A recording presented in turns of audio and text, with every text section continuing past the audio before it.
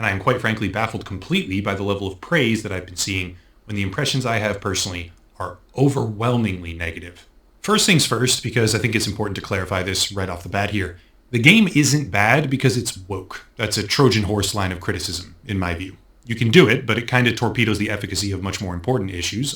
So I want to mention that the rest of the review that Upper Echelon Gamers makes is brilliant. I recommend people watching it, especially if you haven't bought the game.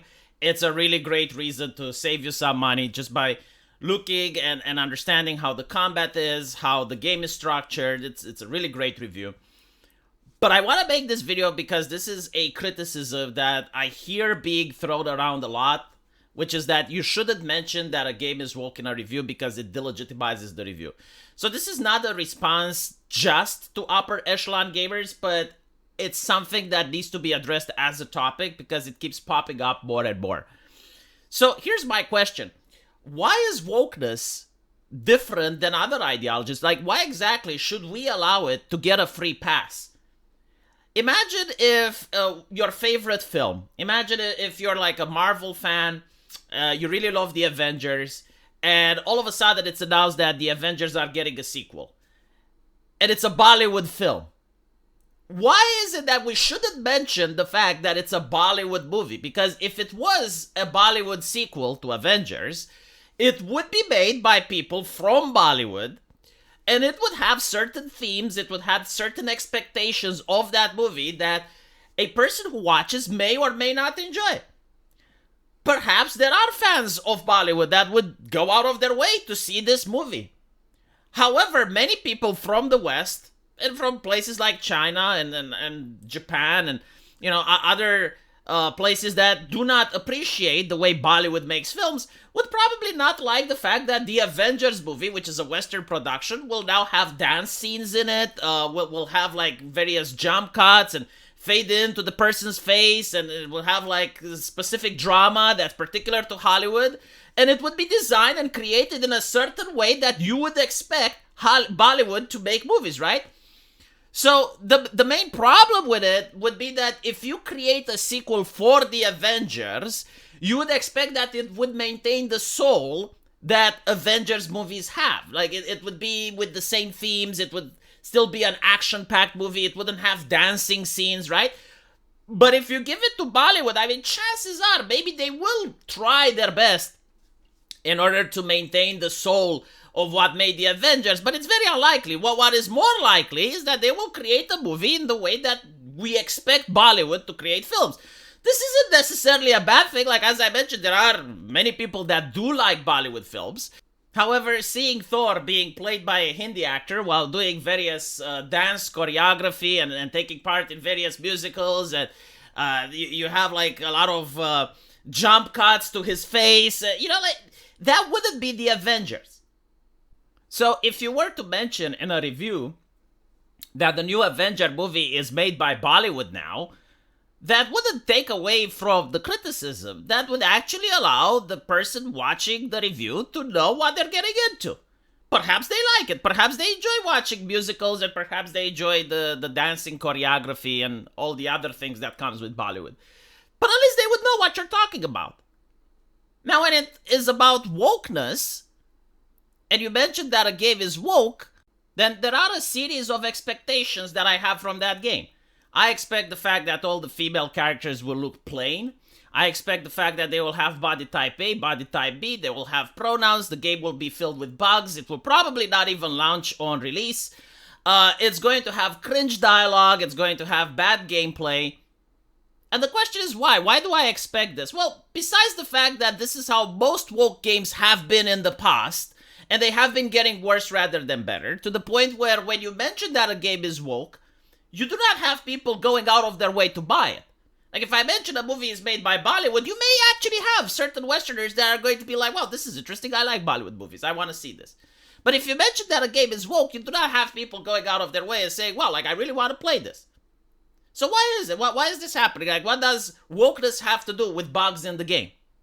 Well, what is wokeness? It's an ideology.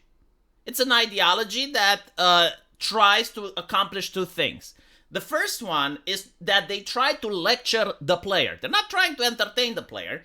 They're trying to lecture the player on specific social justice issues. They're trying to lecture the player that plain women can be beautiful. They're trying to lecture the player that using pronouns is important. They're trying to lecture the player that some people have skin vitiligo and cellulitis. So their main focus, their product, is the lecture. It's not the actual entertainment. That comes secondary. Their main product is to make sure that the player gets these messages. And by doing so, they have to remove player's choice. Like when you're sitting at a table and the conversation is about pronouns, you cannot have the renegade option as a player and tell them to fuck off. You cannot start pulling barbs in the game until you look like Hercules because of the amount of misgendering you have caused and the trauma that you have done to the world of the fictional setting. You cannot do that. That has to be removed. So when you're talking about a role-playing game that's woke, you're talking about already removing player choice in a role-playing game. So that's bad. You're removing the player ability to create beautiful female characters in the character editor. You're removing the player ability to be an asshole. You're removing the player ability to even have like any type of interaction when your NPC is sitting at a table and having a talk with their mother about pronouns.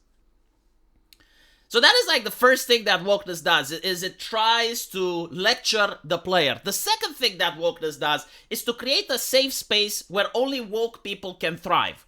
So if you're at a company that makes video games, the thing that they do is that they hire consultants and they hire activists and they hire diversity officers to make sure that everyone working there has the exact same mindset, is on the same page with the current social justice issues. So if you happen to be an amazing artist, if you happen to be an amazing coder, if you happen to be someone that's really talented at their job, but you don't think the way they do, or they find out that you tweeted like 6 years ago something that's not woke, they will fire your ass, right? And this is the hypocrisy of the woke. They will say, well, it doesn't matter if he's a great coder. If he's not woke, we're not hiring him. But at the same time, they want you to believe it doesn't matter if it's a woke game. You should actually look for the quality of the game, right? So they don't look for the quality of the coder or the quality of the staff that they hire, but they want the customer to look for the quality of their product, which more often than not happens to be shit, because you cannot go around firing talent and choosing not to hire certain people just because they don't have the correct politics that you like, when these happen to be like the most competent people in the industry. Like, imagine this, right? Imagine you're hiring people for a running competition. And you got Usain Bolt coming up, and he's like the fastest runner on earth. But he supports Donald Trump. He's not woke. So your company will not hire Usain Bolt, even though he's the fastest runner. Now, you're going to hire another runner, which probably is going to do a good job, but it's not going to be Usain Bolt. You're not hiring the best. And what ends up happening is if you do this consistently, you're going to end up with a company filled with mediocre people. Because you're going out of your way not to hire the best. You're hiring people based on politics. And if the best happens to be outside the realm of those politics, you're not going to get them. So when you do this, and on top of that, you make it a very toxic place to work in. And we have a lot of interviews with developers. We know how these companies are like.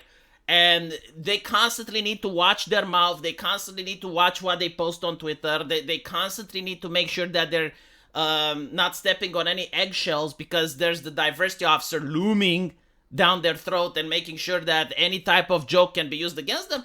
It creates a hostile work environment. People don't go there enjoying the jobs they do. Like, no one likes going there and receiving lectures about why being a white man is bad and nonsense about oppression and other shit when they just want to create a video game and have fun.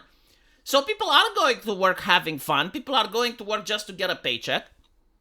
And it ends up, with the game being buggy, being riddled with bad game design and all of the other things that Upper Echelon is complaining about in his trailer. And there's another thing where the ideology itself makes it more difficult. Like, for instance, coding in itself is a very difficult job. Not everyone can do it. And especially like when you try to read someone else's code and understand someone else's code, that's an added layer of difficulty. So what the woke do is they add another artificial layer of difficulty on top of that. They call it inclusive code. And you can't use the word blacklist in your code because it's racist. You can't use the word slave. You can't use this. So like they have like all these other nonsense that makes a difficult job even more difficult. And you end up with, the bugs and the fact that the game doesn't work in launch and all the other nonsense. And finally, it's also important to say, why do game companies go woke? Because, if you just make a video game like Wukong, that's neither woke or non-woke, is just like a video game that's made for entertainment, it's a lot more popular than if you try to make something divisive. Like players are more likely to get upset if you make a woke game now than if it's not. And there's two reasons for it. It's also the fact that everyone knows the message already. Like, even people that are left-leaning, like, they have heard the message. They understand. And they just want escapism. So you're creating escapism that doesn't offer escapism, right? So, like, it's going to piss people off. So the question is, like, why do companies want to piss people off? And the answer is for money.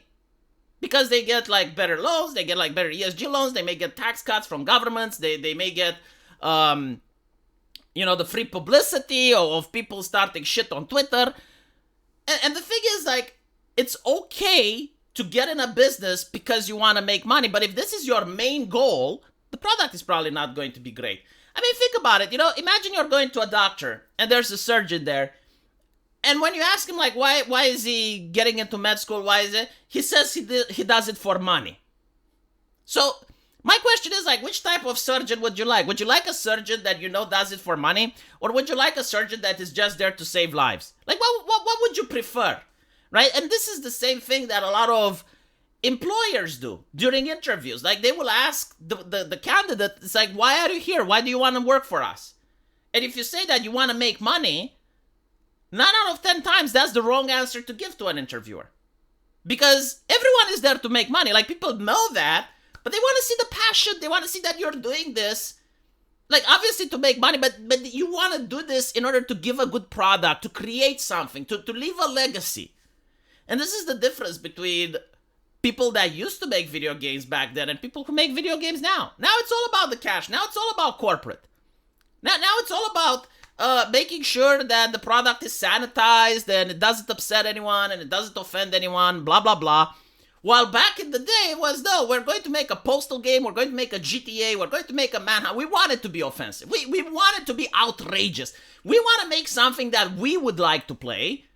And if we like to play it, I think other people will like to play it, and that's how we're going to make money. And they don't make games like that anymore. And finally, there's also the censorship. As I mentioned, it has to be sanitized. Imagine if the Christians were making games, right? So if you were to say the people who make this game are extremely Christian, like they're devout Catholics, they go to church every Sunday morning, they believe in the Bible. Now, what you are going to see in their games is going to be a reflection of that ideology, right? Like, if Christians are going to make games, you're not going to see any lewdness in the game. The violence is going to probably be non-existent or toned down to a minimum. Which is fine. It doesn't mean that you can't make games like that. Sure, but like, if you take a game like Diablo, and you get a team of hardcore Christians to make it, how likely is it that they're going to make a good sequel? If they can't use violence, if they can't use certain themes, they'll probably even rename the game, and instead of Diablo, it's going to be called Tyrael or something, right? They're going to just simply cut out characters from the game. They're going to make it so that humans can't do magic and... Right? Like, all of this is going to be reflected. Like, pretending that the ideology of the developers isn't important or isn't going to be manifested in the game is ridiculous. And if such an alternative world would exist where Christians constantly make games, after they make 10 or 15 games, most people will realize that, okay, well, this is going to be a Christian game. And they will have, like, certain expectations. Some people may like it. Some people may go like, oh, I'm really glad that the Christians are making Mass Effect 5 now. But like, other people are going to be like, oh no, because if the Christians are making like that, there are going to be like certain themes in it, and we're going to be lectured about Bible verses and shit, and we already heard those lectures like in 20 other games, and I just want some escapism. So this is why people mention that it's woke. It's not just like the messaging, the surface things, the aesthetics, that, oh, it's got pronouns and it's body type A or B. Like, that's just the packaging. Those are the aesthetics, right? It's like seeing a woman that has red hair and glasses, or like someone that has their head shaven and it's a skinhead. Like the aesthetics aren't the problem, but it tells you a lot about that person's personality. Like even before talking with them, the moment you see those aesthetics, you kind of know what to expect from discussing with the person. And chances are, like, out of 10 skinheads that you talk with, one of them may actually end up having leukemia and wasn't a skinhead. So, you know, like you can make those mistakes every now and then. Or chances are you may actually meet a skinhead that, is making common sense and he's not an asshole. I don't fucking know. But the reality is that if you go with your gut, 9 out of 10 times you're right? Let me know what you guys think. And as usual, I will see you in the comment section. Take care.